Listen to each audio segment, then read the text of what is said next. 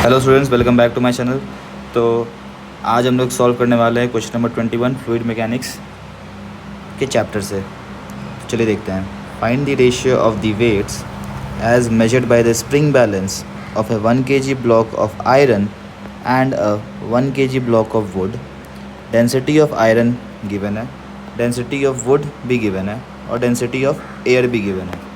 तो देखिए, इस बार जो फ्लूइड है ना, पहले हम लोग क्या करते थे कि वाटर के अंदर कोई भी एक ऑब्जेक्ट रखा रहता था तो वाटर एक बॉयंसी फोर्स लगाता था, तो वहाँ पे जो फ्लूइड वाटर था, बट यहाँ पे जो फ्लूइड है that is air.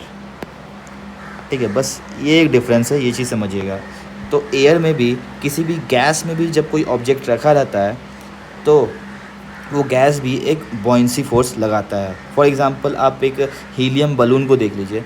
Helium balloon में क्या होता है कि जो बलून है वो ऊपर की ओर जाता है। क्यों जाता है? क्योंकि एयर का डेंसिटी ज़्यादा होता है हीलियम से, सो वो एक बॉयंट फोर्स एक्सर्ट करता है हीलियम बलून पे।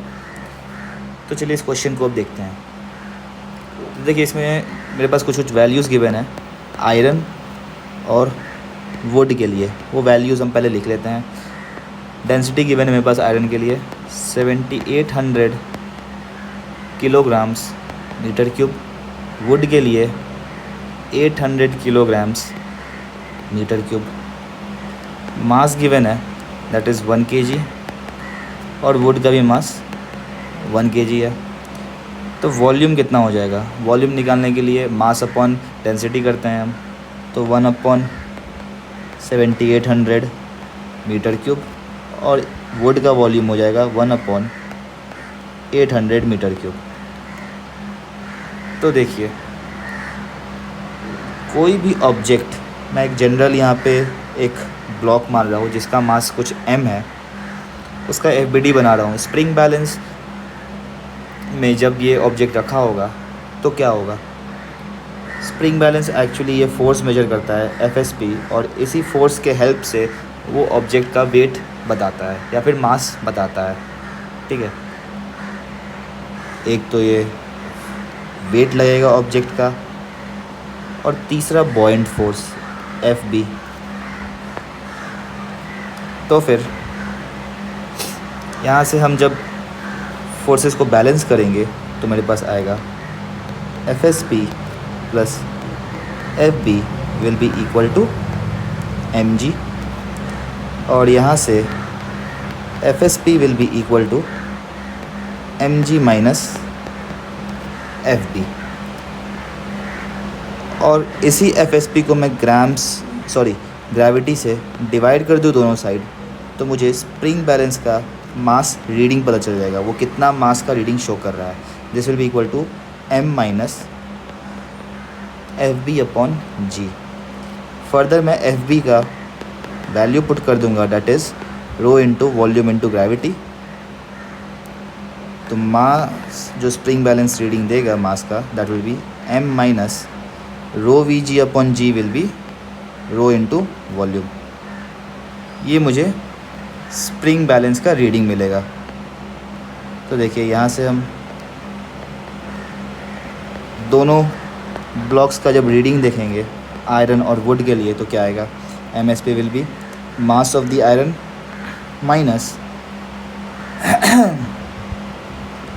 Minus rho into volume. Rho कितना होगा? रो यहाँ पे हम एयर का रो लेंगे, और एयर का rho that is density of air question में गिवन है, this is 1.293 kgs per metre cube. तो this will be 1 minus rho of air that is 1.293 into volume. Volume कितना है? 1/7800, तो ये 1/7800। और वुड का जो हम स्प्रिंग बैलेंस पे वुड का ब्लॉक रखेंगे तो उसका रीडिंग मिलेगा मुझे 1 माइनस फिर से 1.293/800। ठीक है, अब मुझे से क्वेश्चन में रेशियो पता करना है। तो रेशियो जो आएगा that will B MSP for iron that is 1 minus 1.293/7800 divided by 1 minus 1.293 1.293 upon 800, sorry would का रीडिंग है 1.293 अपॉन 800। और जब आप ये रेशियो कैलकुलेट करोगे तो ये आ जाएगा 1.0015 के बराबर। देख सकते हो कि ये रेशियो जो है वेरी क्लोज टू 1 है, मतलब हल्का सा ही वेरिएशन है, ठीक है। और वेरी क्लोज टू 1 इसका मतलब है जो एयर जो है ना, ये बहुत negligible amount of buoyant force लगाता है अपने हैवी ऑब्जेक्ट्स जैसे वुड, आयरन एट्सेट्रा, ये सब चीज़ों पे, ठीक है। बाय द वे ये मेरा आंसर आ गया। नेक्स्ट क्वेश्चन नंबर 22 देखते हैं। क्वेश्चन 22 कह रहा है a cylindrical object of outer diameter 20 centimetre and mass 2 kg floats in water with its axis vertical. If it is slightly depressed and then released, find the time period of the resulting simple harmonic motion of the object. तो ये एक काफ़ी बढ़िया question है, इसको star mark देते हैं। तो देखिए क्वेश्चन में कहा है कि एक सिलेंड्रिकल ऑब्जेक्ट है मेरे पास, दिस इज़ माई, मैं सिलेंड्रिकल ऑब्जेक्ट बना रहा हूँ। ये सिलेंड्रिकल ऑब्जेक्ट है, ये वाटर में इक्विलिब्रियम पे रखा हुआ है, ठीक है,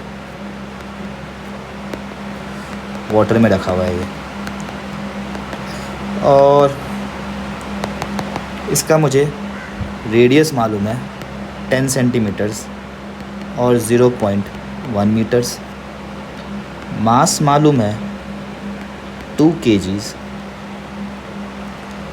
तो मुझसे कहा है कि इस सिलेंडर को हल्का सा मैं नीचे की तरफ पुश किया, मान लिया x डिस्टेंस से पुश किया, तो फिर क्या होगा, ये सिलेंडर जो है ये पहले ऊपर आएगा फिर नीचे जाएगा, इसी तरह से ये ऑसिलेशंस स्टार्ट कर देगा। तो इन ऑसिलेशंस का टाइम पीरियड क्या होगा।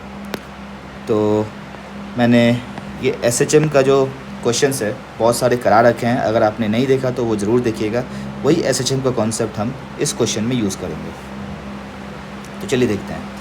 जब x डिस्टेंस से मैं अपने सिलेंडर को नीचे की ओर पुश करूँगा तो एक एक्स्ट्रा बॉयंसी फोर्स एक्ट करेगा। वो एक्स्ट्रा बॉयंसी फोर्स कितना होगा, एक्स्ट्रा बॉयंसी फोर्स जो एक्ट करेगा that will be rho of the liquid into extra volume जो मेरा सिलेंडर सबमर्ज हुआ है लिक्विड में, वो एक्स्ट्रा वॉल्यूम कितना होगा, area of cross section into x height. यही एक्स्ट्रा वॉल्यूम नीचे की ओर गया है towards the surface into gravity. तो this will be my buoyancy force. और हम एक्सेलरेशन का एक्सप्रेशन निकालने के लिए इसको इक्वेट करते हैं मास इनटू एक्सेलरेशन से, F = ma, ठीक है।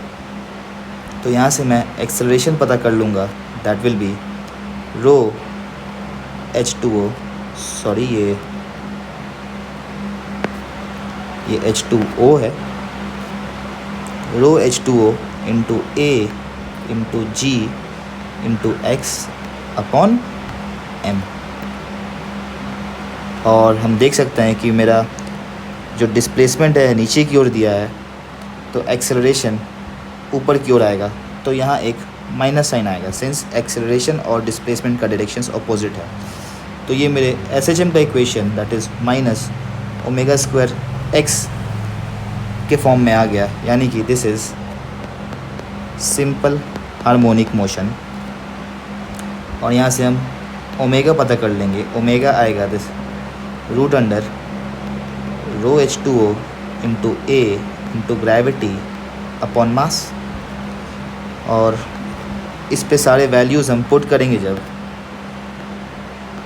सारे वैल्यूज़ को पुट करेंगे तो density of water 1000 kg/m³। Area of cross section cylinder का कितना होगा, एरिया ऑफ क्रॉस सेक्शन मतलब मैं ये एरिया का बात कर रहा हूँ, ठीक है। This will be pi into r² 0.1 whole square into gravity is 10 upon mass given है मेरे पास 2 kgs। तो सारे मैंने SI यूनिट्स में लिए हैं।